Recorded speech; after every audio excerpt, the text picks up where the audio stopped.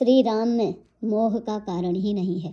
क्या अंधकार का समूह कभी सूर्य के सामने जा सकता है?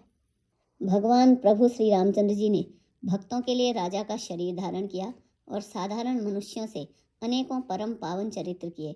जैसे कोई खेल करने वाला नट अनेक वेश धारण करके नृत्य करता है और जहाँ जैसा वेश होता है उसी के अनुकूल भाव दिखलाता है, पर स्वयं वह उनमें से कोई हो नहीं जाता।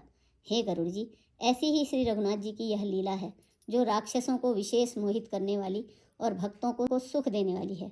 हे स्वामी, जो मनुष्य मलिन बुद्धि विषयों के वश और कामी हैं, वे ही प्रभु पर इस प्रकार का मोह का आरोप करते हैं। जब जिसको कमल आदि नेत्र दोष होता है तब वह चंद्रमा को पीले रंग का कहता है। हे पक्षीराज, जब जिसे दिशा भ्रम हो जाता है तब वह कहता है कि सूर्य पश्चिम में उदय हुआ है। नौका पर चढ़ा हुआ मनुष्य जगत को चलता हुआ देखता है और मोहवश अपने को अचल समझता है।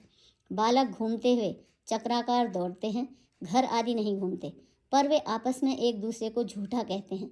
हे गरुड़ जी, श्री हरि के विषय में मोह की कल्पना भी ऐसी ही है। भगवान में तो स्वप्न में भी अज्ञान का प्रसंग नहीं है, किंतु जो माया के वश मंद बुद्धि और भाग्यहीन हैं और जिनके हृदय पर अनेकों प्रकार के पर्दे पड़े हैं, वे मूर्ख हठ के वश होकर संदेह करते हैं और अपना अज्ञान श्री रामचंद्र जी पर आरोपित करते हैं। जो काम, क्रोध, मद और लोभ में रत हैं और दुख रूप घर में आसक्त हैं, वे श्री रघुनाथ जी को कैसे जान सकते हैं? वे मूर्ख तो अंधकार रूपी कुएं में पड़े हुए हैं। निर्गुण रूप अत्यंत सुलभ अर्थात सहज ही समझ में आ जाने वाला है, परंतु गुणातीत दिव्य सगुण रूप को कोई नहीं जानता। इसलिए उस सगुण भगवान के अनेक प्रकार के सुगम और अगम चरित्रों को सुनकर मुनियों के भी मन को भ्रम हो जाता है।